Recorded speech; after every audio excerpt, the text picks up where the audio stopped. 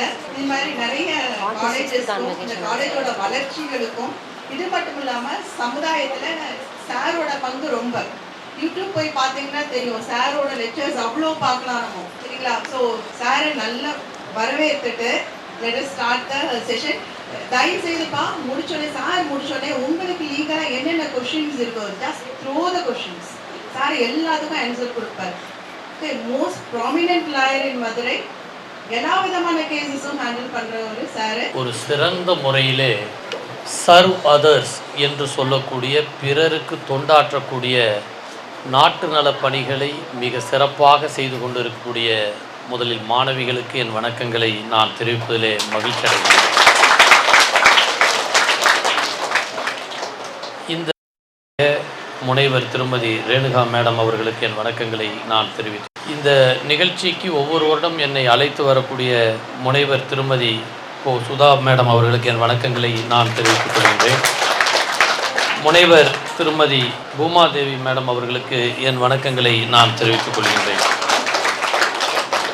இங்கே சிறந்த முறையிலே முனைவர் திருமதி ஜெயக்குமாரி ஞானதீபம் மேடம் அவர்களுக்கு என் வணக்கங்களை நான் தெரிவித்துக் கொள்கிறேன்.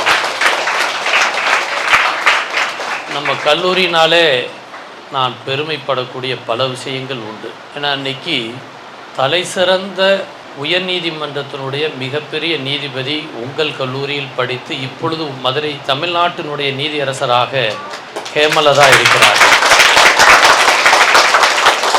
நீதியரசர் ஹேமலதா உங்களை போன்ற ஒரு மாணவி இன்று சரித்திரம் படைத்து கொண்டு இருக்கக்கூடிய மிகப்பெரிய உயர்ந்த பொறுப்பில் இருக்கக்கூடியவர்கள் என்று சொன்னால், பேரா ஒலிம்பிக்கில் எனக்கு பிடித்த இன்றைக்கி தமிழ்நாட்டில் ஒரு துணை முதலமைச்சர் அவர்கள் வந்து முதல் கையெழுத்து போட்டது யாருக்கு தெரியுமா? தீபா என்ற உங்கள் கல்லூரி மாணவிக்கு.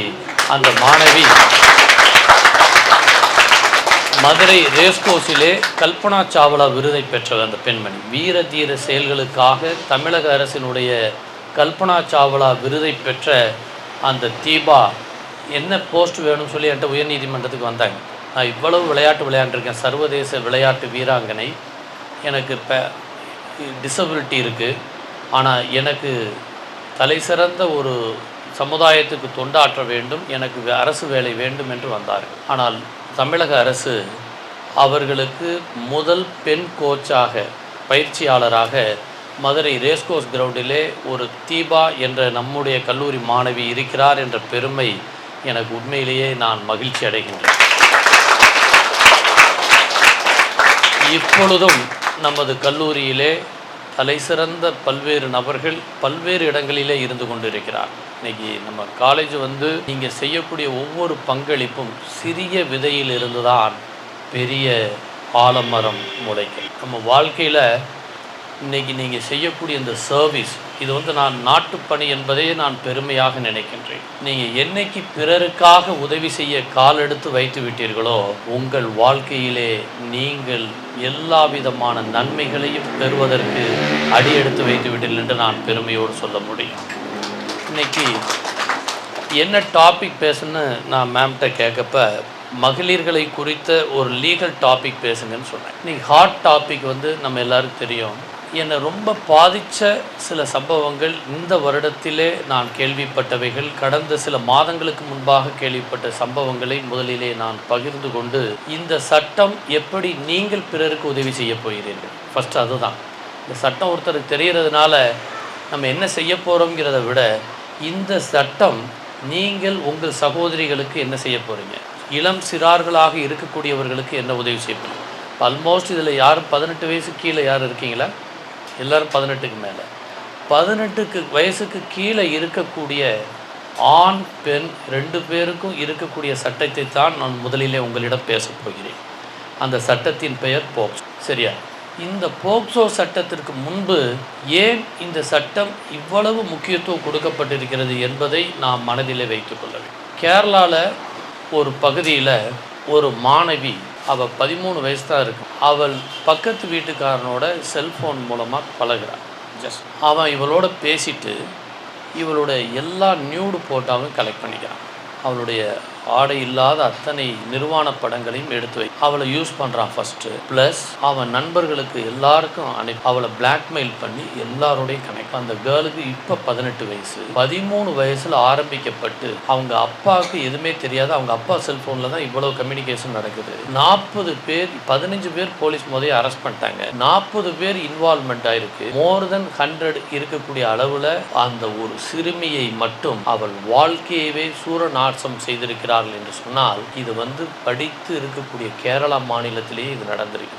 ரொம்ப வருத்தத்தை நான் பதிவு செய்கின்றேன். அந்த குழந்தைக்கு என்ன பாதுகாக்க வேண்டும் என்று நினைத்து கொண்டு இருக்கக்கூடிய நேரத்தில் 13 வயசுக்கு என்னங்க இருக்குது, ஒன்றுமே தெரியாது. அந்த 13 இயர்ஸில் அந்த கேர்ளை இவன் லவ் பண்ணுற மாதிரி அவளை ஆசைவாதத்தை காட்டி எல்லாம் பண்ணிவிட்டு இவனும் அவளை என்ஜாய் பண்ணிவிட்டு சப்சிக்வெண்ட்டாக அவளுடைய எல்லா விதமான படங்களை வைத்து பிளாக்மெயில் செஞ்சு அத்தனை பேருக்கும் அவன் செஞ்சுருக்கான்னு சொன்னால் இந்த கேடுகட்ட சமுதாயத்திலே இதை ஒரு மிக வேதனையாக 13 வயதில் பாதிக்கப்பட்ட சிறுமி என்று சொன்னால் பெலிகோ என்ற மற்றொரு அம்மாவை இந்த இடத்திலே நான் சொல்ல கடமைப்பட்டிருக்கின்றேன். இந்த அம்மாவுக்கு வயசு எவ்வளோ தெரியுமா?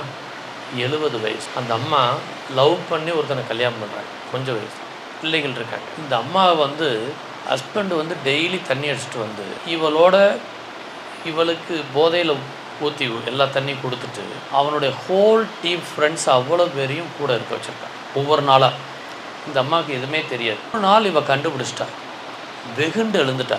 இப்போ வயசு 70 வயசு. 70 வயசில் மிக கேவலமான முறையிலே இவன் செஞ்ச ஒரு செய்தியை கேட்ட உடனே அந்த அம்மா என்ன தெரியுமா சொன்னாங்க? நான் அவமானப்பட்டு விட்டேன். நான் யாரை நேசித்தேனோ என் கணவனே இவ்வளவு கயவன்தனமாக செய்திருக்கிறான். போதைப் பொருளை கொடுத்து இப்படி கெடுத்திருக்கான். ஃப்ரான்ஸில் நடந்த ஒரு உண்மை சம்பவம். இந்த வருஷம் பிபிசியில் தண்டனை கொடுக்கப்பட்ட ஒரு சம்பவம். நான் சொல்கிறது இப்போ நடந்தக்கூடிய ஜான்வரியில் கொடுக்கப்பட்ட ஒரு தீர்ப்பை நான் உங்களோடு சொல்லி கொண்டு இருக்கேன். அந்த பெண்மணி அவள் சொன்னால், நீதி ஜெயிக்க வேண்டும். நீ என்னை போன்ற வேறு எந்த பெண்மணியும் பாதிக்கக்கூடாது. என்னுடைய ஆசை எவெல்லாம் என்னை தப்பு பண்ணானோ இன்க்ளூடிங் மை ஹஸ்பண்ட், அவன் தான் மெயின் காரணம். அவ்வளோ பேரையும் கோர்ட்டில் கொண்டு வரணும்னு சொல்லி மோர் தென் 35 persons எல்லாருக்கும் குறைந்தபட்சம் 20 ஆண்டு கடுங்காவல் தண்டனை நீதிமன்றத்திலே அந்த அம்மா சொல்லிட்டு வரப்போ வெளியே சொல்லிச்சு, எனக்கு இந்த சமுதாயத்தின் மீது அக்கறையினால தான் இதை நான் வெளி உலகத்திற்கு கொண்டு வருகிறேன். இந்த மக்கள் இனிமேல் யாரும் ஏமாறக்கூடாது, இந்த கயவர்களை நாம் விட்டு ஒழிக்க வேண்டும் என்று சொல்லி நீதி ஜெயித்தது. நம்ம விடவே இல்லை. Fight for justice, ஃபாட் for justice. நீதிக்காக போராடி அந்த அம்மா கண்ணகி எப்படி சிலம்பை எடுத்து அவள் யானோ அரசன் யானே கல்வன் என்று நிரூபித்து காட்டினாலோ அதேபோல் இவள் நீதிமன்றத்தில் அவ்வளோ பேர் எவிடன்ஸையும் கொண்டு அவ்வளோ பேர் முகமடி போட்டு அவ்வளோ பேர் உள்ளே போனாங்க. ஏன் இதை சொல்கிறேன்னு சொன்னால், ஒன்று வருமுன் காக்க வேண்டும். ஒன்று நம்பர் 1. இன்றைக்கி நான் ஒரு மீட்டிங்கில் அன்பு தம்பி ஜேசி டிவிலேருந்து எடுத்து அவர் ஒரு இடத்துல நாங்கள் பேசிகிட்டு இருக்கிறப்ப ஒரு அம்மா எழுந்திரிச்சு தேம்பி ஒரு கேர்ள் ஸ்டூடெண்ட் அழுதுச்சு. என்னன்னு கேட்டால், என்னை கொஞ்சம் வயசில் எங்கள் ரிலேட்டிவே அவன் நம்பி எங்கள் வீட்டில் பிடிச்சிட்டு போனாங்க. ரிலேட்டிவ்னு சொல்லி அவன் என்னை அப்யூஸ் பண்ணிட்டான். இன்றைக்கி வர என் நெஞ்சில் அது வலி இருக்குது, நான் என்ன செய்யணும்னு கேட்டுச்சு. இப்போ நீங்கள் சொல்லுங்கள், அவனை அரெஸ்ட் பண்ணுறோம்னு சொல்லி நான் சொன்னேன். அந்த அம்மா அந்த student, she is a student. அந்த பொண்ணு நான் கேட்டுட்டு சொல்கிறேன்னு சொல்லி அதோட விட்டுருச்சு. ஏன் இதை நான் பதிவு செய்கிறேன் என்று சொன்னால், கண்ணுக்கு தெரிந்த பல விஷயங்கள், கண்ணுக்கு தெரியாத பல விஷயங்கள் தொடர்ந்து நடந்து போகும். இன்றைக்கி அயனாவரத்தில் நடந்த ஒரு சம்பவம் சென்னையில் நெஞ்சை உழுக்கும். லிஃப்ட்மேன்லேருந்து பால் அந்த போடக்கூடியவன் வர கிட்டத்தட்ட 50 பேருக்கு மேலே 11 வயசு பொண்ணை, காது கேட்காத அந்த பொண்ணை அவளை அப்யூஸ் பண்ணேன். அப்படியே ஒரு இடத்துல இருந்து ஒரு வேலை பார்க்கக்கூடிய அந்த ஒரு ஃபேமிலி, வீட்டு வேலை பார்க்கக்கூடிய அவங்க அம்மா அப்பா கிடையாது. சிஸ்டர் பாம்பேலேருந்து வர்றா. அப்போ தான் தெரியுது வயிறு வலிக்குதுன்னு சொல்லி ஹாஸ்பிட்டல் போகிறாங்க. உண்மை கண்டுபிடிக்கப்படுகிறது. வழக்கு இப்பொழுதும் நிலுவையில் இருக்கிறது. தண்டனை பலருக்கு ஊர்ஜிதமாக வர வேண்டும் என்று எல்லோரும் போராடி கொண்டிருக்கிறார்கள்.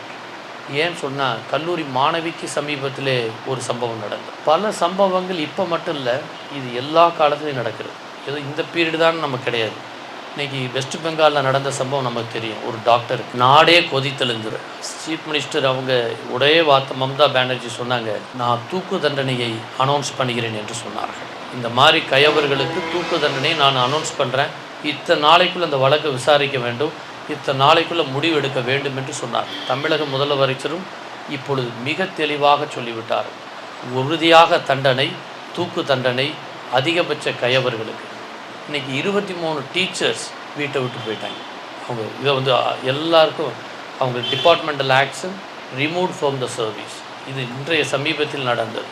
விழுப்புரத்தில் சமீபத்திலே ப்ரொஹிபிட்டரி ஆர்டரை முதல் முறையாக கொடுத்து ஒரு 10th ஸ்டாண்டர்ட் ஸ்டூடெண்ட், அங்கே இருக்கிற ஒருத்தன் 19 வயசு பையன் டெய்லி அவளை அப்யூஸ் பண்ணுறது, மிரட்டுறது, ஒரு ராக்கெட் விடுறது, கேலி செய்கிறது, அவமானப்படுத்துறது, பாட்டு பாடுறது, பல காரணங்கள். இதை செஞ்சுட்டு இருக்கணுன்னே அவங்க வந்து இம்மிடியேட்டாக லாட்ஜ் கம்ப்ளைண்ட்.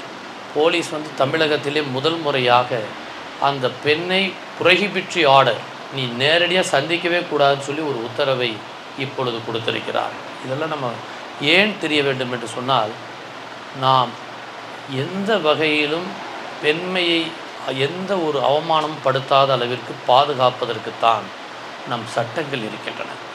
இன்றைக்கி ஜவஹர்லால் நேரு அவங்களுடைய மிகப்பெரிய காரியம், இன்றைக்கி சர்வதேசத்தில் இருக்கக்கூடிய 1991 கொண்டு வரப்பட்ட சட்டங்கள், இந்திய அரசியலமைப்பு சட்டத்தில் ஆர்டிக்கல் 15 ஆர்டிக்கல் 39 கான்ஸ்டியூஷனில் குழந்தைகளுக்கு எவ்வளவு முக்கியத்துவம் கொடுக்கணுங்கிறத பற்றி சொல்லியிருக்கு. 24, 23, 24 கான்ஸ்டியூஷனில் சொல்லப்பட்டிருக்கு. அதெல்லாம் சர்வதேசமே குழந்தைகளுக்கு முக்கியத்துவம் கொடுத்து கொண்டிருக்கிறார்.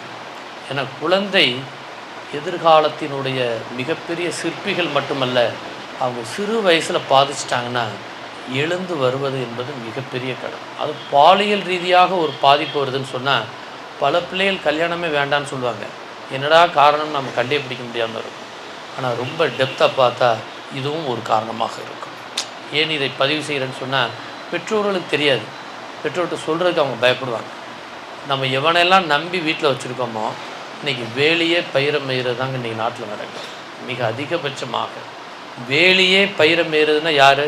நம்ம எங்கே பாதுகாப்பு இருக்குதுன்னு நினச்சிட்டு போகிறோமோ சொந்தக்காரன்ட்ட ஒப்படைச்சிட்டு போயிருப்பாங்க, தாத்தான்னு சொல்லியிருப்பாங்க, அங்கேயே கெடுதல் நடக்கும். ஒரு இடத்துல வீட்டில் போலீஸ் ஸ்டேஷன்லேயே அங்கே இருக்கக்கூடிய ஒரு விசாரணைக்கு போன கைதியை அவங்க தவறாக நடந்தால் அதை தான் வேலையை பயிர மேய்றது. ஒரு டாக்டர் ஜிஹெச்சுக்கு போயிருக்கப்போ அந்த டாக்டரே ஒரு தவறு பண்ணால் அதுதான் வேலையை பயிர மேய்றது. யார் ஒரு பொறுப்பு என்று ஒரு பெரிய போதகராக இருக்கார் அல்லது ஒரு கோயிலுடைய மட ஆதிபதியாக இருக்கார், அங்கே போய் சாமி கும்பிட போன இடத்துல ஒரு சம்பவம் நடக்குதுன்னா அதுதான் அயோக்கியத்தனம். நம்ம நம்பி போகக்கூடிய ஒரு இடம், அந்த நம்பி போகிற இடத்துலையே கழுத்தறுத்தால் எவ்வளோ பெரிய வேதனைகள் இருக்கும். இதை தடுப்பதற்கு இந்த சட்டம் கடுமையாக கொண்டு வந்திருக்கிறார். 8 வயசு சிறுமிங்க கத்துவால், அந்த 8 வயசு சிறுமி ஜம்மு காஷ்மீரில் அந்த சிறுமி என்ன செஞ்சாங்கன்னு சொன்னால், இவன் கோயிலில் வச்சு ரேப் பண்ணி மர்டர். அவள் பல நாட்கள் உயிரோடு எங்கே இருக்கானே கண்டுபிடிக்க முடியல. அப்புறம் அந்த பாடியை ரொம்ப நாளை பிறகு கண்டுபிடிக்கிறாங்க. கண்டுபிடிச்சது பிறகு என்ன ரீசன் கேட்டால், ஒரு இதையே அழிக்கணுங்கிறதுக்காக, ஒரு ரேஸை அழிக்கணுங்கிறதுக்காக இந்த செயலை ஒரு ரிட்டையர்டு போலீஸ் ஆஃபீஸர் உள்பட, இளம் சிறார்கள் உள்பட இவ்வளோ பேர் செஞ்சாங்க. உங்களுக்கு பல வழக்குகள் தெரியும். நம்ம நிர்பயா கேஸ் எல்லாருக்குமே கேள்விப்பட்டிருப்பீங்க. அது கூட மேஜர். இப்போ நான் சொல்கிற அவ்வளவுமே உங்களுக்கு மைனர் கேசஸ் தான் நான் சொல்லிகிட்ருக்கேன். இன்னும் நான் சொன்ன போனால் ஒரு 50 வழக்குகள் என்னால் இப்போ ஸ்ட்ரைட்டாக சொல்லிகிட்டே இருக்க முடியும். ஆனால் நான் இப்போ சமீபத்தில் இந்த வருஷத்தில் போன வாரம் ஒரு வழக்கு தாக்கல் செய்தேன். என்ன வழக்குன்னு சொன்னால், போக்சோவிலே இருக்கக்கூடிய சட்டத்தில் தமிழக அரசு நல்ல எண்ணத்திலே சில ஜிஓக்கள் கொண்டு வந்திருக்கிறார்கள். அந்த ஜிஓவின் படி எல்லா ஸ்கூல்லையும் கம்பல்சரியாக அவேர்னஸ் ப்ரோக்ராம் நடத்தப்பட வேண்டும். கம்பல்சரியாக அத்தனை ஒரு கமிட்டி ஒன்று ஃபார்ம் பண்ணணும். அந்த கமிட்டி மாற்றிக்கிட்டே இருக்கணும் கண்டினியூஸாக. அந்த கமிட்டியில் யார் யாரெல்லாம் இருக்கணுங்கிறதுக்கு ஒரு முக்கியம். இது போஸ்ட் ஒரு புகார் பெட்டி வைக்கணும். அந்த பெட்டியில் என்னென்னலாம் சொல்லணும், எஜுகேஷன் டிபார்ட்மெண்ட்டுக்கு யாராவது தப்பு நடந்துச்சுன்னா உடனே சொல்லணும். Orientation very important. ஓரியன்டேஷன்னா இந்த சட்டம் என்னப்பா சொல்லுது, அதிகபட்ச தண்டனை குறைந்தபட்ச தண்டனை 20 ஆண்டுகள், மீடியம் தண்டனை சாகும் வரை ஜெயில், அதாவது reminder period of jail. So சாகும் வரை ஜெயில் ஒருத்தனுக்கு கொடுக்குதுங்கிறத அவனுக்கு புரிய வைக்கணும். அவனுக்கு எதுவுமே தெரியாது.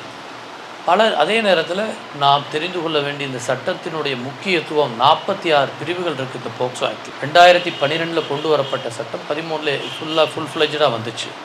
இந்த சட்டத்தினுடைய மிக முக்கியத்துவம் என்னென்னா, அதிகாரியே பாதுகாக்கக்கூடியவனே தவறு செய்தால் அவனுக்கு தூக்கு தண்டனை. சட்டத்தில் மிக முக்கியம். செக்ஷன் 6(5)(6) இந்த பிரிவை பற்றி போக்சோ சட்டத்திலே சொல்லப்பட்டிருக்கிறது. செக்ஷன் 5(1)(6).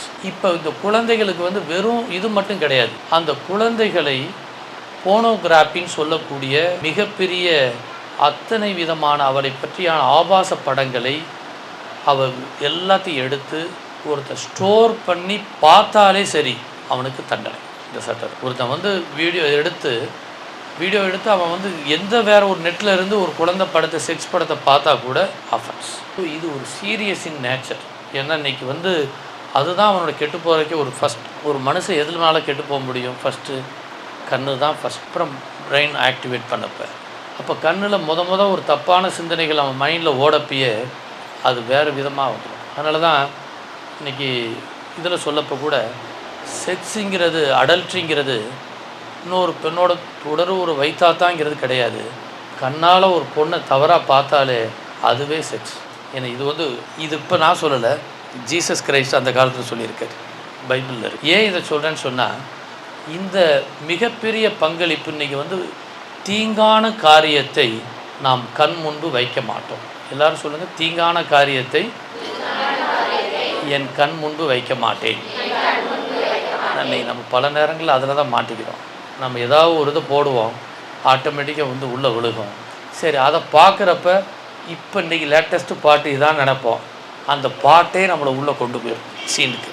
இது யாராக நீங்கன்னு இல்லை, பெரிய டாப் பீப்புள், லோ லெவல் எல்லாருமே மாட்டக்கூடியது நம்ம ஏமாந்து போகக்கூடிய வாய்ப்புகள் இருக்குது. பல நேரங்கள் நம்ம ஏமாந்துடுறோம். அப்படி தான் நம்ம சொல்ல வேண்டியது இருக்குமே ஒழிய இதை நம்ம அதாவது நான் எப்பொழுதும் நினைப்பது என்னென்னா, எல்லோருக்கும் ஒரு கடந்த வாழ்க்கை உண்டு, எல்லோருக்கும் ஒரு எதிர்காலம் உண்டு.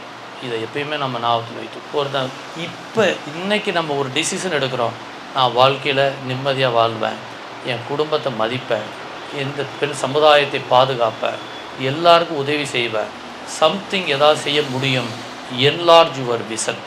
தரிசனத்தை நாம் கண்பு முன்பு எப்படி வைக்க வேண்டும் என்பதில் சொல்லப்பட்டது. இந்த நான் உங்களுக்கு சொன்னது போனோகிராஃபி ஸ்டோரேஜுக்கு கடுமையான தண்டனை. எந்த குழந்தைகளுக்கு எதிராக இப்போ ஒரு சம்பவம் நடக்குத கேள்விப்பட்டு ரிப்போர்ட் பண்ணலைன்னு சொன்னாலே அதுக்கு தண்டனை. Second thing. நம்பர் 3, இப்போ அந்த குழந்தைகள் அவங்க ஆபாச படங்கள் மட்டும் இல்லை, இது இல்லை, ஒருத்தர் டிவியில் ஒரு சம்பவம் நடக்குது. இன்றைக்கி எல்லாருக்கும் என்ன பயம் வரும்? ஒரு சம்பவம் நடந்த உடனே போலீஸ் ஸ்டேஷன் போனால் நம்மளை பற்றி வெட்ட வெளிச்சமாக வெளியே வந்துடும், பேப்பரில் வந்துடும், டிவியில் வந்துடும், எல்லா மீடியாலேயும் வந்துடும். இது வருமா வராதா? நேச்சுரலாக யாருக்குமே பயம் வரும். எல்லாருக்குமே, ஹூ எவர் மேபி, பெரிய லெவல்லேருந்து எல்லாருக்குமே, ஐஏஎஸ்ஸாக இருக்கட்டும், லோக்கல் லெவலாக இருக்கட்டும். பட் இதுக்கு இந்த சட்டத்திலே சில உரிமைகள் கொடுத்திருக்கிறார். Identity should not be disclosed. எந்த குழந்தையினுடைய அல்லது பெண்களுக்கு எதிரான குற்றங்களிலே எந்த வழக்காக இருந்தாலும் சரி, அவரோட பெயர் வெளியிடக்கூடாது, அவங்க ஃபோட்டோ வெளியிடக்கூடாது, பேட்டி அவங்கள பற்றி சொல்லக்கூடாது, எந்த ஏரியான்னு சொல்லக்கூடாது. இதெல்லாம் சொன்னால் அந்த டிவி அந்த பேப்பர் சேனலுக்கு தண்டனை. இதை இப்பொழுது கொண்டு வந்திருக்கிறார். ஏன் இதை சொல்கிறேன்னு சொன்னால், இந்த குழந்தைகளுக்கு ஒரு ஃபியர் இல்லாமல் இருக்கும். நம்பர் 1. இப்போ இந்த புகார் கொடுத்ததுக்கு பிறகு போலீஸ் ஸ்டேஷனுக்கு போகிறப்ப போலீஸ் ஸ்டேஷனில் அந்த காவலரே விசாரிக்கிறதுக்கு எப்படி வரணும்னா, இன்ஸ்பெக்டர் மஃப்டியில் தான் விசாரிக்கணும். வீட்டில் அந்த குழந்தைகளை விசாரிக்கும். சினிமா படத்தில் நமக்கு எல்லாம் பார்த்துருப்போம். அங்கே நிற்பான் பாக்ஸில், இவன் இங்கே நின்று பார்த்துட்டு இருப்பான், முறைச்சி பார்ப்பான். நேச்சுரலாக பார்த்தோன்னே ஒரு பயம் வரும், இவங்க பயந்துட்டு சாட்சி சொல்ல மாட்டாங்க. இங்கே அது வேலையே கிடையாது. போக்சோ கோர்ட்டுங்கிறது நீங்கள் ஒரு நாள் தயவுசெய்து நம் மாணவிகளை அழைத்து வரும்படி நான் அன்போடு கேட்டுக்கொள்கிறேன். என்னென்னா, கோர்ட்டு எப்படி இருக்குன்னு நான் லைட்டாக உங்களுக்கு சொல்லிடுறேன். அந்த கோர்ட்டுக்குள்ளே நீங்கள் உள்ளே போகிறப்ப ப்ளே கிரவுண்டு மாதிரி உள்ளே வந்துடும். பொம்மை இருக்கும். ஃபஸ்ட் பொம்மை கோர்ட்டுக்குள்ளேயே நேரடியாக அக்யூஸ்டு நிற்க மாட்டான். ஃபஸ்ட் கண்ணாடி இருக்கு இல்லையா, கண்ணாடியில் வச்சு அதை ரிஃப்ளெக்ட் பண்ணி அதை பார்த்து தான் நம்ம சொல்லணும். நம்பர் 2, சப்போஸ் அந்த கண்ணாடி கூட வேண்டான்னு இப்போ என்ன செஞ்சிட்டாங்கன்னா, நான் இப்போ சமீபத்தில் ஒரு வழக்கு நடத்து, அதில் அந்த வழக்கில் நம்ம அந்த தண்டனை வாங்கி தர வேண்டும் என்று ஒரு சில வழக்கு, அந்த வழக்கில் அந்த வீடியோவில் தான் அந்த அக்யூஸ்டே காமிச்சாங்க. அவன் இன்னொரு ரூமில் உட்காந்துருந்தான். அந்த அக்யூஸ்டை வீடியோவிலே அவனை காண்பித்தார்கள். அப்போ இந்த பெண், பாதிக்கப்பட்ட பெண், இந்த சிறுமி இவன் தான் இவன் சொல்லி உடனே ஐடென்டிஃபை பண்ணாங்க. ஸோ இப்பொழுது நீங்கள் அந்த பயம் எப்பொழுதும் தேவை. முதல் பயம், நமக்கு வராத பயம் என்னன்னு சொன்னால், உங்கள் யார் பெயரும் இதில் வெளியே வராது. வெளியிட்டால் தண்டனை உறுதி. நம்பர் 1. நம்பர் 2, இந்த போலீஸ் வந்து உங்கள் இடத்துல தான் விசாரிக்கணும், அதுவும் மஃப்டியில் தான் வந்து விசாரிக்கணும். நம்பர் 2, நேரடியாக அவனை பார்க்க வேண்டிய அவசியம் இல்லை எந்த காலகட்டத்திலையும், எப்பயுமே. 4வது என்னென்னா, இன்னொரு பயம் என்ன இருக்கும், வக்கீல் தாறுமாறாக கேள்வி கேட்பார், கோர்ட்டில் ஏகப்படமாக கேள்வி கேட்டால் மானமே போயிருங்கிற ஒரு பயம் வரும் நேச்சுரலாக. உள்ள ரூமுக்கு எல்லாரும் வக்கீல்கள்லாம் பார்ப்பாங்கன்னு ஒரு பயம் இருக்கும். இதில் என்ன சட்டம் என்ன சொல்லுகிறேன்னு சொன்னால், எந்த ஒரு விசாரணையும் குழந்தைக்கு எதிராக சாட்சி சொல்லப்போ யாருமே இருக்கக்கூடாது. கோர்ட்டே மூடிடுவாங்க கம்ப்ளீட்டாக. மூடி அந்த குழந்தை, ஜட்ஜ், வக்கீல், நான் இப்போ கேள்வி கேட்குறேன்னா நான் அரசாங்க வக்கீல், 4 பேர் பயந்தால் அவங்க அம்மா உள்ளே இருக்கலாம், அந்த குழந்தையோட அம்மா கூட இருக்கலாம். சப்போஸ் அந்த குழந்தைக்கு ஒரு வேளை வாய் பேசாது, மனநிலை பாதிக்கப்பட்டிருக்கு, அல்லது ஆட்டிசம் சைல்டாக இருக்குது அப்படின்னு சொன்னால் அதுக்கான உதவியை வைக்கக்கூடிய இன்டர்பிரட் அவங்க கூட வச்சுக்கலாம். இந்த டீம் வச்சு அந்த இடத்திலே விசாரிக்கிறப்ப அந்த குழந்தைய வந்து எப்படி செய்வாங்கன்னா, நிற்க வைக்க மாட்டாங்க, பாக்ஸில் நின்று சாட்சி சொல்கிறது கிடையாது. ஜட்ஜு பக்கத்துலேயே ஒரு சீட்டு போட்டு உட்கார வச்சுருக்காங்க. நான் இப்போ ஒரு வழக்கு போகிறப்ப 4 பேர் ஒரு ரூம்குள்ளே கேஷுவலாக உட்காந்து அந்த குழந்தைகிட்ட கேட்குறது. லாயர்ஸ் வந்து எந்த விதமான கேள்விகளும் தடிப்பாக கேட்கக்கூடாது. அந்த இது மாதிரி கேட்கக்கூடாது, நீ உன்னை பற்றி எப்படி, உங்கள் அம்மா அப்படி கேரக்டர், அந்த மாதிரி எதுவுமே. அந்த குழந்தை மழலை மொழியிலேயே கேள்விகளை கேட்க வேண்டும். இது ரொம்ப ரொம்ப முக்கியம். ஏன்னா அந்த குழந்தை வந்து எந்த சூழ்நிலையிலும் பயப்படக்கூடாது, கோர்ட்டுனாலே அலர்ஜி ஆகிடக்கூடாது. இது ஒரு மிக முக்கியமான ஒன்று என்பதை நீங்கள் தெரிந்து கொள்ள வேண்டும். அடுத்த பயம் என்ன வரும், கோர்ட்டுனாலே ஒரு கேஸுன்னு போட்டாங்கன்னா பல வருஷம் இழுக்கும், வருமா இல்லையா? ஆனால் இங்கே விரைவான நீதிமன்றத்திற்கு ஸ்பெஷல் கோர்ட் டெசிக்னேட்டட் பண்ணி இந்த வழக்கு குற்றப்பத்திரிகை தாக்கல் செய்ததிலிருந்து 30 நாட்களுக்குள் சாட்சிகளை விசாரிக்க வேண்டும். நம்பர் 1. நம்பர் 2, ஹோல் கேஸ், மொத்த எல்லா கேஸையுமே வித்தின் 1 இயர்க்குள்ளே கேஸே முடிச்சோம் கம்ப்ளீட்டாக. அதை முடிக்கலைன்னா ஜட்ஜு எக்ஸ்ப்ளனேஷன் கொடுக்கணும், வாட் இஸ் தட், இங்கே ரீசன் கொடுக்கணும். வாய்தா கேட்டாலும் ஜட்ஜு வாய்தா தரமாட்டாங்க இந்த மாதிரி வழக்குகளில். ஸோ இதில் விரைவான நீதி கிடைப்பதற்கு வாய்ப்பு இருக்கிறது. இதுவும் அடுத்த நம்ம மிக முக்கியமான ஒன்று. இதில் வெறும் ஒரு வழக்கில் வந்து ஒருத்தனுக்கு தண்டனையோ விடுதலையோ அல்லது ஏதோ ஒன்று கிடைக்குது அப்படின்னு மட்டும் நமக்கு இன்னைக்கு வயிறு நம்பிடுமா? நிச்சயமாக நிறையா. என்ன ப்ராப்ளம் வரும், இன்றைக்கி அந்த பிள்ளைக்கு ஸ்கூலுக்கே போக முடியாத சூழ்நிலை வந்துடும், சைக்கலாஜிக்கலாக அஃபெக்ட் ஆகிடும். நம்பர் 1. அந்த பிள்ளைக்கு ஒரு கவுன்சிலிங் கொடுக்க வேண்டிய சூழ்நிலை வந்துடும். நம்பர் 2. நம்பர் 3, அவங்க பக்கத்தில் இருக்கிறவங்க அங்கெல்லாம் பார்க்குறவங்க ஒரு மாதிரியாக பார்ப்பாங்கிற ஒரு பய உணர்வு வந்துடும், அச்ச உணர்வு இயற்கையாக வந்துடும். இதுக்காக என்ன சொல்லியிருக்கிறாங்கன்னு சொன்னால், அந்த குழந்தைகளுடைய கவுன்சிலிங் கொடுக்கறதுக்கு ஒரு இது, தனியாக அவங்களுக்கு பாதுகாப்புக்கு ஒரு இது, வேலை வாய்ப்பே கொடுக்க வேண்டும் என்பது ஒன்று. அதெல்லாம் தாண்டி இன்ட்ரீம் காம்பன்சேஷன் பிரிவு 33(8) கீழ் உடனடியாக இம்மிடியட்டாக எஃப்ஐஆர் போட்ட உடனே ஒரு நஷ்ட ஈடை தரும். நஷ்ட ஈடுனா அவங்களுக்கு இழப்பீட்டு தொகையாக தரப்பட வேண்டும். இது கவர்மெண்ட்டே 2013 ஜிஓ 2018 ஜிஓவில் கொடுத்துருக்கேன். ஏன்னா இப்போ ஒரு வழக்கு போட்ட உடனேயே அந்த குழந்தைக்கு ஃபஸ்ட்டு ஒரு அமௌண்ட் போய் கிடச்சி வித்தின் 15 days முதல்ல. ஆஃப்டர் தட் அந்த வழக்கு முடிகிற நேரத்தில் செக்ஷன் 9 ரூல் 9 படி அந்த வழக்கில் வந்து பார்த்திங்கன்னா விடுதலையானாலும் சரி தண்டனையானாலும் சரி, அந்த குழந்தையினுடைய குடும்பத்திற்கு குழந்தைக்கு குறைந்தது இந்த மாதிரி பெரிய வேலையே பயிரம் மேஞ்ச வழக்காக இருந்துச்சுன்னா 10 லட்சம் ரூபாய் நஷ்ட ஈடை கொடுப்பாங்க.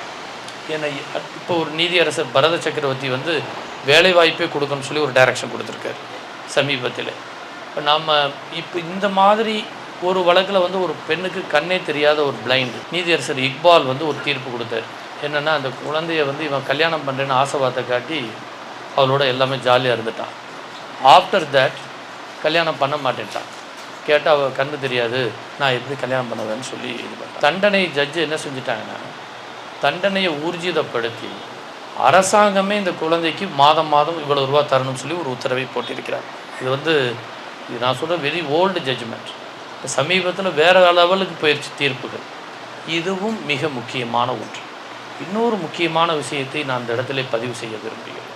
என்னென்னா, நீங்கள் எப்பயுமே ஞாபகத்தில் வச்சுக்கலாம், குழந்தைகள் வந்து இன்னசென்ட், அவங்க பொறுத்தவரை மழலை தான் எப்பயுமே. நம்ம கூட நினைப்போம், இப்போ இருக்கிற எல்கேஜி பிள்ளைகளே பயங்கரமாக இருக்குது அப்படின்னு நம்ம கூட நினைக்கலாம். அது வேணுமா அறிவில் வேணுமா இருக்கலாம், ஆனால் இன்னசென்ட் ஆல்வேஸ் இன்னசென்ட் தான், அதை வந்து மாற்றவே முடியாது. சாசிட்டிங்கிறது 90 வயசு அம்மாவுக்கும் இருக்கிறது தான் சாசிட்டி. 90 வயசானாலும் கற்பு தான்.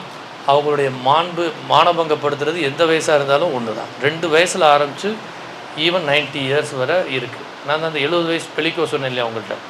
ஸோ 13 வயசில் ஒரு கேர்ளுக்கு 50 பேர் சேர்ந்து எவ்வளோ கெடுதல் பண்ணாங்க, அயனாவரத்தில் என்ன நடந்துச்சு, இதெல்லாம் போக பல்வேறு வழக்குகள். இன்றைக்கி தமிழக அரசு இரும்பு கரம் போட்டு இந்த ஐஐடியில் இருக்கக்கூடிய அந்த மாணவிக்கு நடந்த உடனடியாக கைது செஞ்சு முடிட்டாக பண்ணாங்க. நம்ம எல்லாருமே பார்த்தோம். பல்வேறு வழக்குகள் நம்ம சொல்லிகிட்டே போகலாம். இது ராவணன் காலத்திலேருந்து ஆரம்பிக்கப்பட்ட விஷயம். சீதா அங்கேருந்து அவன் கடத்தி கொண்டு போனால் ராவணன். என்ன கிட்னாப்பிங் அங்கேயே ஆரம்பிச்சிருச்சு, நாட் நவ். சரியா? ஸோ இப்போ இதை பெருசாக இன்றைக்கி டெக்னாலஜி வர வர வர வர ஏகப்பட்ட குற்றங்கள் அதிகமாகி கொண்டே இருக்கிறது. மற்றொரு முக்கியமான பதிவு நான் என்ன சொல்கிறேன்னா, இப்போ ஒரு குழந்தைய வச்சு பணம் பறிக்கணும்னு நினைப்பாங்க சிலர். எனக்கே நான் 4-5 வழக்குகள் பார்த்துருக்கிறேன். இப்போ நான் 2 வழக்கு நீங்கள் தயவுசெய்து தெரிந்து கொள்ள வேண்டிய வழக்கை நான் சொல்லுகிறேன். குழந்தைய அவங்க பொய் சொல்ல சொன்னாலும் எல்லா நேரம் பொய் சொல்ல மாட்டேன். அதனால தான் குழந்தைய விசாரிக்கிறதுக்கு முன்னாடி உனக்கு நல்லது தெரியுமா கெட்டது தெரியுமான்னு ஜட்ஜு கேள்வி கேட்கணும். அந்த குழந்தைய எவிடன்ஸ் எடுக்கிறதுக்கு முன்னாடி. இந்த ஒரு கேஸில் செக்ஷன் 22 பிரிவின் படி 23 படி என்ன சொல்கிறாங்கன்னா, பொய்யாக ஒரு குழந்தையை பயன்படுத்தி ஒருவர் செஞ்சுருந்தாருன்னு சொன்னால் அவருக்கு சிறை தண்டனை. யாருக்கு? போக்சோவில் ஒரு பொய் வழக்கு போட்டவருடைய கார்டியனுக்கு தண்டனை உண்டு. ஆனால் அங்கே குழந்தைக்கு கிடையாது. குழந்தை இன்னசென்ட், விக்டிம். ஆனால் விக்டிமை பயன்படுத்தக்கூடிய யாராக இருந்தாலும் உண்டு. 2 வழக்குகள் நீதியரசர் ஆனந்த வெங்கடேஷ்ட்டு ஒரு வழக்கு வந்துச்சு. எப்படின்னா, ஒரு ஹஸ்பண்ட் அண்ட் ஒய்ஃபுக்குள்ளே சண்டை.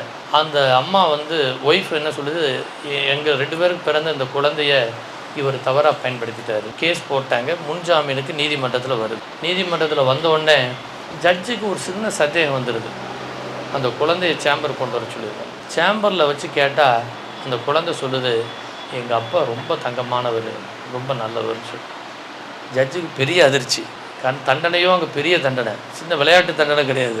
ஒருத்தன் போக்சோவில் உள்ளே போயிட்டான்னா ஆல்மோஸ்ட் அவன் வாழ்க்கை முடிஞ்ச மாதிரி தான். கிட்டத்தட்ட ஜெயிலேருந்து சாதாரணமாக வெளியே வர முடியாது. நோ பரோல், நோ எந்த ப்ரீமெச்சூர் ரிலீஸ் எதுவுமே கிடையாது. ஒன்ஸ் உள்ளே போயிட்டான்னா அவனுக்கு பெயிலுங்கிறதே சாதாரண விஷயம் கிடையாது. அதில் அதுவும் கேங் ரேப்புன்னா வேறு லெவல். முன்ஜாமீனே கிடையாது. எந்த முன்ஜாமீனும் இப்போ கிடையாது. நார்மலாக போயிட்டு எங்கள் வக்கீல் இருக்கார் என்னை காப்பாற்றிடுவாருங்கிற பேச்செல்லாம் அங்கே விளையாட்டு கூட செய்ய முடியாது. ஒரு எவ்வளோ பெரிய ஆளாக இருந்தாலும் தண்டனை. இப்போ நான் உங்களுக்கு இப்போ சொன்னபடி இந்த கேஸில் ஜட்ஜு கேட்குறாரு. கேட்டுட்டு ஜட்ஜ் என்ன செஞ்சாருன்னா, எல்லா உண்மைகளையும் பார்க்குறாரு. அவங்களுக்குள்ளே இருக்கிற சண்டை, கஸ்டடி ஆஃப் த சைல்டு, குழந்தை வேணும்னு சொல்லி இந்த அம்மா கேட்டுக்கிட்டு இருக்கு. இதனால் இந்த அம்மா இந்த குழந்தைய ஒரு காயாக பயன்படுத்தி இவ்வளோ பெரிய காரியத்தை செஞ்சுருக்கு. இந்த அம்மாவை நான் நடவடிக்கை எடுங்கன்னு சொல்லி உத்தரவு. சமீபத்தில் நம்ம தீர்ப்பு கொடுக்கப்படும். அதுமாதிரி டேக்வாண்டோ கராத்தே மாஸ்டர், அது மேலே இன்னொரு 2 குரூப்புக்குள்ளே சண்டை, அவங்கள பயன்படுத்தி இந்த ஸ்டூடெண்ட்ஸை பயன்படுத்தி ஒரு கேஸ். ஜட்ஜு கேட்குறாரு, உண்மையை ஒத்துக்கிட்டாங்க. அதுக்கு பிறகு அந்த கேஸும் க்ளோஸ் ஆகிடுச்சு. இப்படி பல வழக்கு. தயவுசெய்து ஒன்று மட்டும் நாம் ஞாபகத்தில் வைத்துக்கொள்ள வேண்டும், பொய் வழக்குகள் எந்த சூழ்நிலையிலும் நாம் போடக்கூடாது. ஏன்னா 2 காரியம். பொய் நன்மைக்கு கூட பொய் பேசலாமாங்கிறது ஒரு கேள்வி தனியாக இருக்குது. ஆனால் பொய் வழக்குங்கிறது அவனுடைய வாழ்க்கையை அழித்துவிடும் யாருக்குமே. சரி, ஈவன் சின்ன ஒரு இதில் ஒரு கணவன் மனைவி பிரச்சனை இருந்தால் கூட முடிந்தளவு சமாதானம் செய்வதற்கு என்ன வாய்ப்பு இருக்கோ அதை பார்க்கணும். முடியவே முடியலைன்னு சொன்னால் சண்டையே போடாமல் கூட மியூச்சுவலாக கூட போயிடலாம். ஆனால் அது வாழ்க்கையில் போய் கோர்ட்டுக்காக அலைஞ்சு பணத்தை விரயப்படுத்தி பல நாட்கள், கொஞ்சம் வயசுலேயே பார்க்கறத நாங்களே பார்ப்போம். 24, 23 வயசில் எங்கள் முன்னாடி நிற்கிறப்ப தாத்தா மாதிரி நிற்பான். அந்த அம்மாவுக்கு முடியெல்லாம் பரிதாபமாக இருக்கும். ஐடி ஃபீல்டில் இருப்பாங்க, பல்வேறு ஃபீல்டில் இருப்பாங்க. அவங்க குறைந்த நாள்லேயே பல கோர்ட்டுகளில் போய் எங்கள்கிட்ட நிற்பாங்க சமரச தீர்வு மையத்தில். இதெல்லாம் பார்க்குறப்ப எங்களுக்கு வருத்தமாக இருக்கும். இது போல் பொய் வழக்குகள் போடும் பொழுது அந்த சட்டம் உண்மையான காரணத்திற்காக இல்லாமல் போய்டும். அதனால் எப்பொழுதுமே பொய் வழக்குகளை நாம் எந்த சூழ்நிலை யார் சொன்னாலும் நாம் கேட்டு போட்டு விடக்கூடாது. அது வெரி இம்பார்ட்டன்ட். ஏன்னா சம்டைம்ஸ் சில வழக்கு, ஒரு ஊட்டியில் ஒரு கேஸ் இப்போ என்கிட்ட வந்துச்சு. நான் பெரும்பாலும் அந்த வழக்கு உண்மை இல்லை என்று சொன்னால் எடுக்க மாட்டோம். இட்ஸ் என்னுடைய பாலிசி.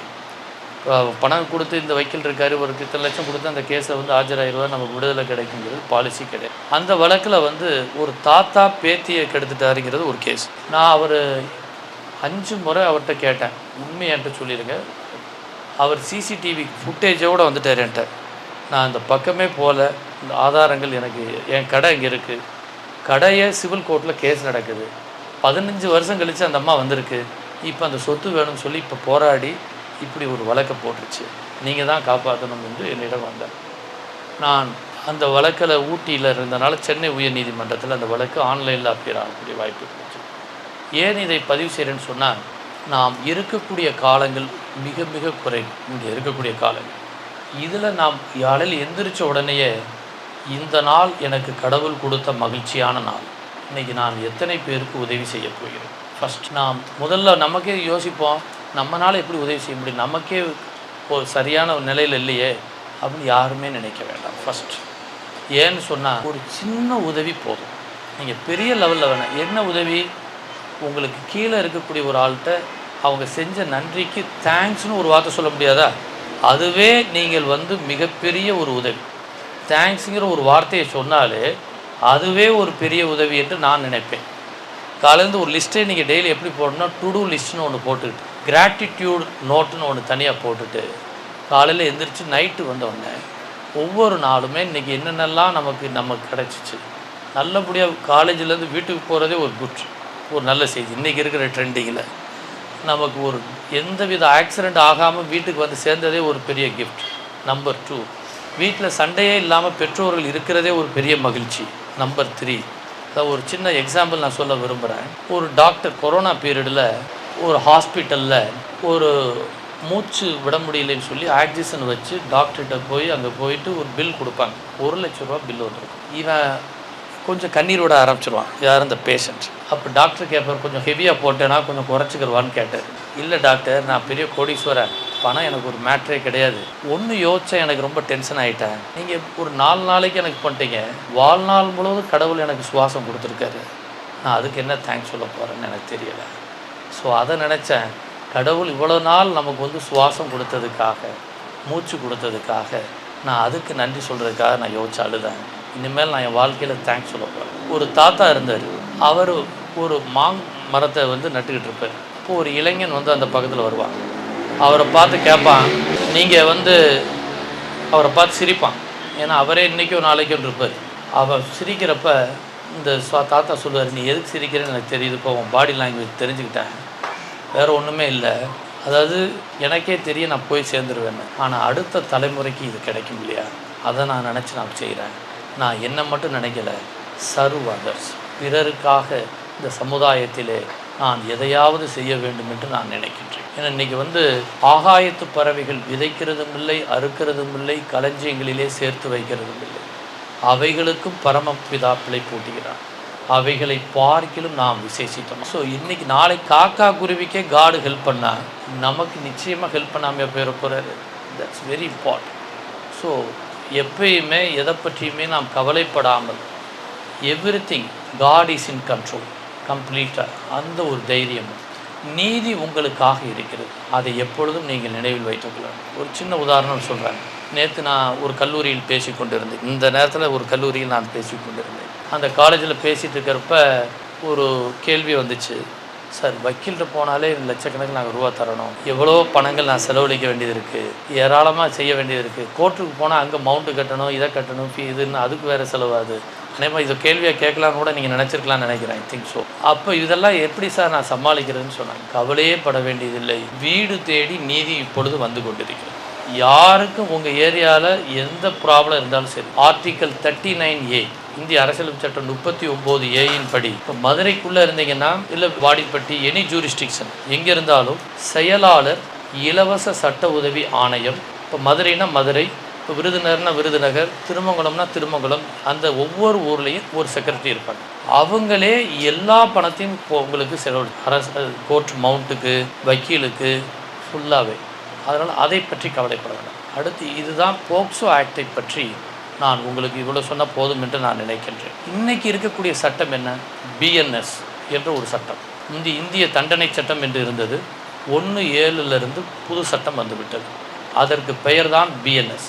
ஒரு பொண்ணை பார்த்து அவளை நான் லவ் பண்ணேன், எனக்கு நீ கிடைக்கல, நீ இன்னொருத்தனை கல்யாணம் பண்ண போறியா, நான் உன்னை என்ன செய்கிறப்பாருன்னு சொல்லி முகத்தில் ஆசிடை ஊற்றுறான்னு வைங்க, அது பிரிவு 124(1) படி அவனுக்கு ஆயுள் தண்டனை தர முடியும்.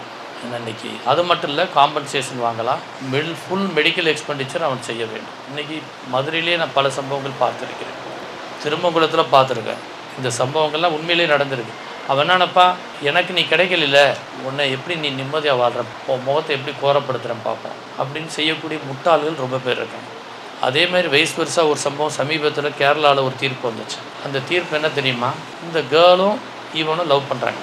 லவ் பண்ணி முடிச்சிட்ருக்கிறப்பே அவளுக்கு ஒரு மிலிட்ரி மேனோட திருமணத்தை ஃபிக்ஸ் பண்ணுறாங்க. மேரேஜ் ஃபிக்ஸ் ஆன உடனே இவனை கூப்பிட்டு அவள்கிட்ட சொல்கிறான். அவன் அதிர்ச்சி ஆயிடுறான் இந்த லவ்வர். உடனே அவன் கோபமான உடனே வான்னு சொல்லி அவனை கூப்பிட்டு போய் சரி நம்ம பார்ப்போம்னு சொல்லிட்டு ஒரு கடைக்கு கூப்பிட்டு போய் ஜூஸ் வாங்கி கொடுக்குறான். பல நாட்கள் கொடுக்குறான். ஒரு நாள் அவன் அப்படியே படுத்த படுக்கையாகி ஹாஸ்பிட்டல் போயிடுறான். ஹாஸ்பிட்டல் போகிறப்ப தான் அவனுக்கு கண்டுபிடிச்சிடுறாங்க இந்த ஜூஸ் தான் அவனுக்கு இதாச்சு. இன்றைக்கி அவளுக்கு தூக்கு தண்டனையை பாய்சன் கொடுத்த ஒரே காரணத்திற்காக தூக்கு தண்டனையை கேரளா இருக்கக்கூடிய ட்ரையல் கோர்ட் தண்டனையை கொடுத்திருக்கிறார். அதுக்கு அடுத்து ஒரு சம்பவம் வேறு இப்போ சமீபத்தில் நடந்துருச்சு. ஏன்னு சொன்னால், தயவு செய்து நீங்கள் எந்த சூழ்நிலையாக இருந்தாலும் சரி, எந்த தவறான முடிவிற்கு நாம் போய்விடக்கூடாது. Very very important. ஏன்னா இதெல்லாம் லீகலாகவே சரி பண்ணியிருக்க முடியும். அவனை கூப்பிட்டு ஸ்டேஷன்லேயே எழுதி வாங்கியிருக்கலாம். வேறு பேட்டர்ன்ஸ் எத்தனையோ இருக்குது. ஒரு உயிரை எடுக்கிறதுக்கு யாருக்கும் அதிகாரம் இல்லை. ரொம்ப ரொம்ப முக்கியம். நாம் கேர்ஃபுல்லாக செயல்பட வேண்டிய ஒரு விஷயம்.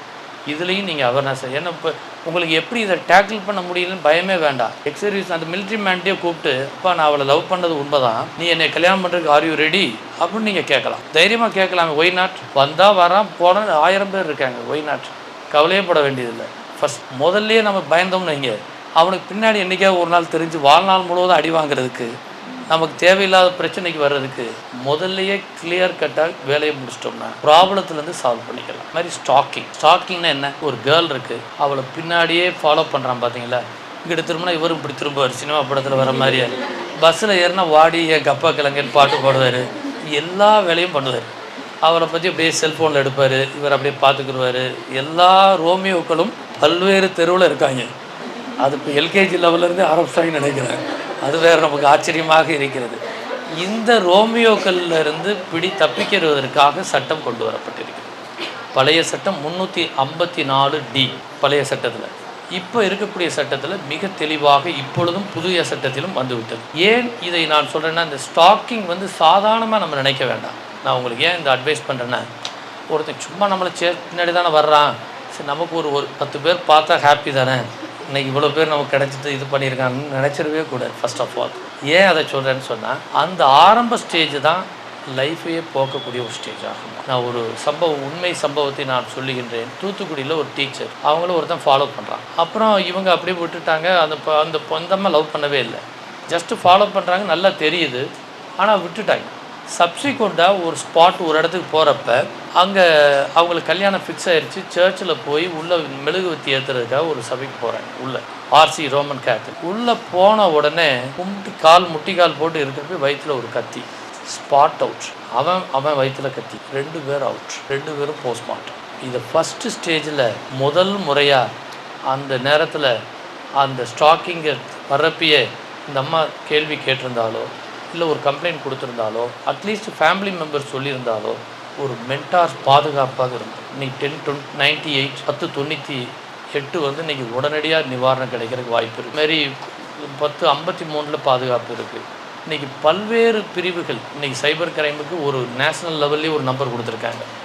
ஏன் இதை சொல்கிறேன்னு சொன்னால், பாதுகாப்புக்கு பல ஆப்பே இன்றைக்கி நம்ம கைவசம் இருக்குது. ஸ்டாக்கிங்க்கு வாயுரிசம்னா என்னன்னு சொன்னால், ஒரு ஹோட்டலில் தங்குறாங்க, அதை ஓட்ட வழியாக எல்லாம் படம் எடுக்கிறான்னு வைங்க, இதுதான் வாயுரிசம்.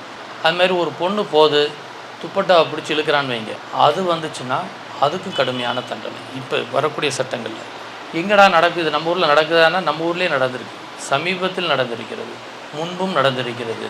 வடநாட்டில் ரொம்ப அதிகம். எப்படின்னு சொன்னால், உதாரணமாக எத்திராஜ் காலேஜில் ஒரு மாணவி, அந்த மாணவி அவள் பர்த்டே, அவள் ஃப்ரெண்ட்ஸோடு சேர்ந்து கேக் சாப்பிட்றதுக்காக எதிர்த்தாப்பில் போகிறாள். ஆட்டோவில் ஒரு ரோமியோ டீம் வருது. அப்படியே கழுத்தை பிடிச்சி இழுக்கிறாங்க சால்வு இந்த துப்பட்டாவை. அந்த பொண்ணு அப்படியே சுருண்டு கீழே விழுவுது. கீழே விழுந்து ஹாஸ்பிட்டலுக்கு கொண்டு போகிறாங்க. 4 நாளில் இறந்தது. அதுக்கு பிறகு தான் எல்லாரும் அதிர்ச்சி. பர்த்டே பொண்ணு சுயநினைவு இல்லாமல் அவள் இறந்து விட்டாள். இது மாதிரி வடநாட்டில் என்ன நடந்துச்சுன்னா, ஒரு பெண்ணை அவமானப்படுத்தணும், அவள் ஒரு இதனால் தாழ்த்தப்பட்ட சமுதாயத்தை சேர்ந்த ஒரு பெண்ணை வந்து பழி வாங்கினதுக்காக இவங்க எல்லாம் சோலை படம் மாதிரி போய் நேக்கடாக நிர்வாணப்படுத்தி நடு ரோட்டில் கூட்டு வரேன். என்ன செஞ்சா தெரியுமா? பின்னாடி அவள் எல்லாரையும் ஒரு கொள்ளைக்கார கும்பலாக மாறி, பூலான் தேவி அவர் பேர், அத்தனை பேரையும் பழி வாங்கினான். பழி வாங்கி ராஜ்யசபா எம்பி ஆனான். ஒரு எம்பியாகவே மாறிட்டார். அதுக்கு பிறகு ஒரு பெரிய பரபரப்பு ஏற்பட்டது. இது மாதிரி பல சம்பவங்கள் நாட்டில் தொடர்ந்து வந்துட்டுருக்கு. அதனால தான் சட்ட பாதுகாப்பு நமக்கு இன்றைக்கி விரைவான நீதியும் மக்களுக்கு பாதுகாப்பும் தரக்கூடியது தான் இந்த பெண்களுக்கு எதிரான சட்டங்கள். எது வந்தாலும் பாதுகாப்பு. நீங்கள் ஸ்டேஷனுக்கு போய் கம்ப்ளைண்ட் கொடுக்க வேண்டாம். இப்போ இருக்கிற ப்ராப்ளம் ஓவர் மெசேஜ் போதும், ஃபோன் மூலமாக தகவல் சொன்னால் போதும், மெயில் மூலமாக கம்ப்ளைண்ட் கொடுக்கலாம். அவங்க உடனடியாக 3 டேஸ்க்குள்ளே அதுக்கு பிறகு கூட போய் நேராக போய்க்கலாம். ஒரு சம்பவம் நடக்குதுன்னா ஒரு ஸ்டேஷனுக்கு ஜஸ்ட் மெசேஜ், அதை கம்ப்ளைண்ட் எடுக்கலைன்னா அந்த போலீஸுக்கு நடவடிக்கை, போலீஸ் மேலே. க்ரைம் எகென்ஸ்ட் விமனுக்கு காவல்துறை நடவடிக்கை எடுக்கவில்லை என்று சொன்னால் அந்த ஆஃபீஸருக்கு 1 ஆண்டு கடுங்காவல் தண்டனை. எஃப்ஐஆர் போடலைன்னா. ஸோ இப்போ மாறி ஹாஸ்பிட்டலுக்கு போகிறாங்க, ரேப் விக்டிம், அந்த பெண்ணுக்கு பாதிப்பு இருக்குது, டாக்டர் பெரிய ஹாஸ்பிட்டல் நான் எடுக்க மாட்டேன்னு சொன்னால் அந்த ஹாஸ்பிட்டலில் க்ளோஸ் பண்ணிடலாம். ஸோ சட்டங்கள் மாற்றங்கள் ஏராளமாக இருக்கிறது. நாம் முடியாது என்று சொன்னால் மூடத்தனம், முடியுமா என்று சொன்னால் மடத்தனம், முடியும் என்று சொன்னால் மூலத்தனம். நீ படுத்து கிடந்தால் பூமி உனக்கு படுக்கையாக இருக்கிறது, அதுவே நீ எழுந்து நடந்தால் உனக்கு பாதையாக இருக்கிறது. படுக்கை வேண்டுமா பாதை வேண்டுமா என்பதை தீர்மானிக்க வேண்டும். ஒரு மலாலா, அவளுக்கு படிக்கக்கூடிய ஸ்டூடெண்ட், அவள் இருக்கக்கூடிய இடத்துல ஆப்கானிஸ்தான் தீவிரவாதிகள், அந்த இடத்துல குண்டு மழை பொழியும், அவளுக்கு பெரிய குண்டு பட்டு காயம். அப்படி இருக்கிற சூழ்நிலையிலையும் படிப்பை விடமாட்டேன்னு சொல்லி சபதம் எடுத்து அன்னைக்கு ஒரு வார்த்தை, ஒரு எழுத்து, ஒரு ஆசிரியர் சமுதாயத்தை மாற்ற முடியும் என்று அவள் முடிவெடுத்தாள். இன்றைக்கி அவள் எடுத்த முயற்சி இன்றைக்கி பாகிஸ்தானில் இருந்த அவளுக்கு நோபல் பரிசை கிடைக்கப்பட்டது. மிகப்பெரிய பெருமை அந்த நாட்டுக்கு சேர்த்து கொடுத்தாள். நாம் இருக்கக்கூடிய இடங்கள் முக்கியமில்லை, நம்முடைய சூழ்நிலைகள் முக்கியமில்லை, ஏழையா பணக்காரனாங்கிறது முக்கியமில்லை. மனநிலையை, attitude is very important. Attitude decide for your future. உங்கள் எதிர்காலத்தை தீர்மானிக்கிறது உங்களுடைய மனப்பாங்கு தான். உங்கள் எதிர்காலத்தை வாழ வைக்கிறது உங்களுடைய மனப்பாங்கு தான். நம்ம எல்லாமே நம்ம செய்ய முடியாது. நம்ம தலை மேலே பறக்கிற பேர்டை தடுக்க முடியாது, கூடு கட்டுறது. ஆனால் கூடு கட்டுறதை நம்ம தடுக்க முடியும். மேலே பறக்கிறத வேணுமா தடுக்க முடியாது, ஆனால் தலை மேலே இருக்க கூடு கட்டுதுன்னா அதை நம்ம தடுக்க முடியும். நம்ம பிரச்சனைகளை முன்கூட்டியே வருமுன் காக்கக்கூடியதற்கு சட்டங்கள் இருக்கிறது. நீங்கள் நாம் அனைவரும் எழுந்து போராடுவதற்கு தயாராக இருக்க வேண்டும். எவ்வளவு பேரும் இருந்தாலும் சரி, சூழ்ச்சியால் சுவர் அமைத்து சுயநலத்தால் கோட்டை கட்டி சுடர்விட்ட நீதிதனை தூக்கி எறிந்துவிட்டு சாட்சிகள் வேண்டாம் சகலமும் நான் என்று சொல்லும் அதிகாரத்தை மாற்ற சட்டங்கள் இருக்கிறது. உங்கள் வாழ்க்கையிலே நம்பிக்கையோடு நீங்கள் இருக்கின்ற பொழுது நீங்கள் பிறருக்கு ஒளியாக இருக்க முடியும், வெளிச்சமாக இருக்க முடியும், உப்பாக இருக்க முடியும். உங்கள் வாழ்க்கையே மிகப்பெரிய ஒரு மகிழ்ச்சிகரமாக இருக்க முடியும். வாழ்த்துக்கள். நன்றி.